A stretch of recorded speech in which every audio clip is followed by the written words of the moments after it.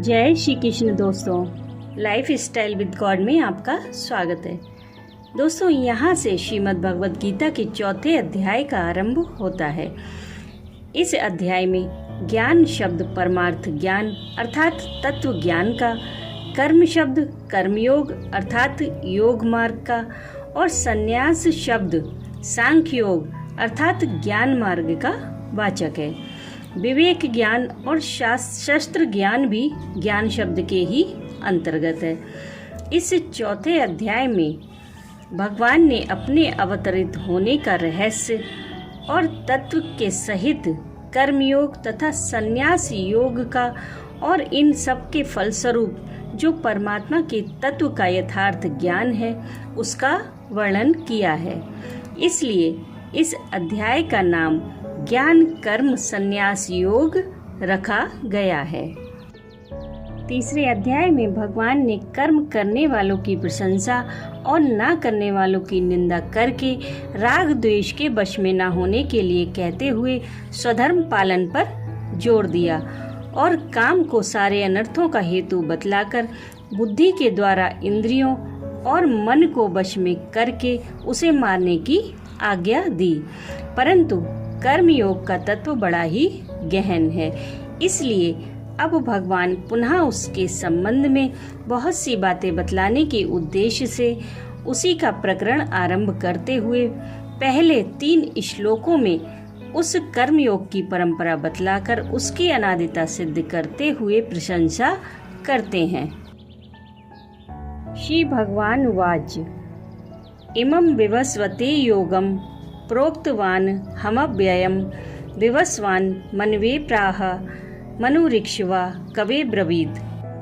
चौथे अध्याय के पहले श्लोक में भगवान श्री कृष्ण अर्जुन से कहते हैं कि श्री भगवान बोले, मैंने इस अविनाशी योग को सूर्य से कहा था। सूर्य ने अपने पुत्र वैवस्वत मनु से कहा और मनु ने अपने पुत्र राजा इक्ष्वाकु से कहा। अब पहले समझते हैं कि यहाँ योगम पद किस योग का वाचक है, कर्मयोग का या फिर सांख्य योग का। दूसरे अध्याय के 39वें श्लोक में कर्मयोग का वर्णन आरंभ करने की प्रतिज्ञा करके भगवान ने उस अध्याय के अंत तक कर्मयोग का भलीभांति प्रतिपादन किया। इसके बाद तीसरे अध्याय में अर्जुन के पूछने पर कर्म करने की आवश्यकता में बहुत सी युक्तियां बतलाकर 30वें श्लोक में उन्हें भक्ति सहित कर्मयोग के अनुसार युद्ध करने के लिए आज्ञा दी और इस कर्मयोग में मन को वश में करना बहुत आवश्यक समझकर अध्याय के अंत में भी बुद्धि द्वारा मन को वश में करके काम रूप शत्रु को मारने के लिए कहा। इससे मालूम होता है कि तीसरे अध्याय के अंत तक प्रायः कर्मयोग का ही अंग प्रत्यंगों सहित प्रतिपादन किया गया है। यह इसलिए यहाँ पर कर्मयोग का ही प्रकरण चल रहा है।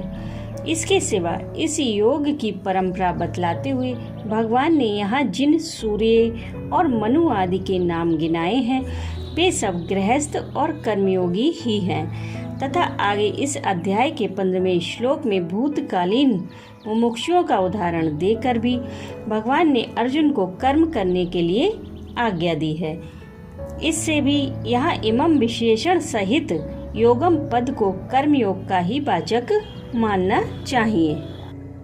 अब मन में यह प्रश्न आता है कि तीसरे अध्याय के अंत में भगवान ने आत्मा के द्वारा आत्मा को निरुद्ध करके इस कथन से मानव समाधिस्थ होने के लिए कहा है और योग शब्द का अर्थ भी समाधि होता है। अतः क्या यहाँ योग का अर्थ मन इंद्रियों का संयम करके समाधिस्थ हो जाना मान लेना चाहिए। वहाँ भगवान ने आत्मा के द्वारा आत्मा को निरुद्ध करके अर्थात बुद्धि के द्वारा मन को वश में करके काम रूप तुर्य शत्रु का नाश करने के लिए आज्ञा दी है। कर्मयोग में निष्काम भाव ही मुख्य है, वह काम का नाश करने से ही सिद्ध हो सकता है तथा मन और इंद्रियों को वश में करना कर्मयोगी के लिए परम आवश्यक माना गया है। अतः बुद्धि के द्वारा मन इंद्रियों को वश में करना और काम को मारना ये सब कर्मयोगी के ही अंग हैं और उपयुक्त प्रश्न के उत्तर के अनुसार वहाँ भगवान का कहना कर्म योग का साधन करने के लिए ही है। इसलिए यहाँ योग का अर्थ हठ योग या समाधि योग न मानकर कर्म योग ही मानना चाहिए। इस योग को मैंने सूर्य से कहा था, सूर्य ने मनु से कहा और मनु ने इक्ष्वाकु से कहा। यहाँ इस बात के कहने का क्या उद्देश्य है? इस बात से यह पता चलता है कि इस योग की परंपरा बतलाने के लिए एवं यह योग सबसे प्रथम इस लोक में क्षत्रियों को ही प्राप्त हुआ था। यह दिखलाने तथा कर्म योग की अनादिता सिद्ध करने के लिए ही भगवान ने ऐसा कहा है।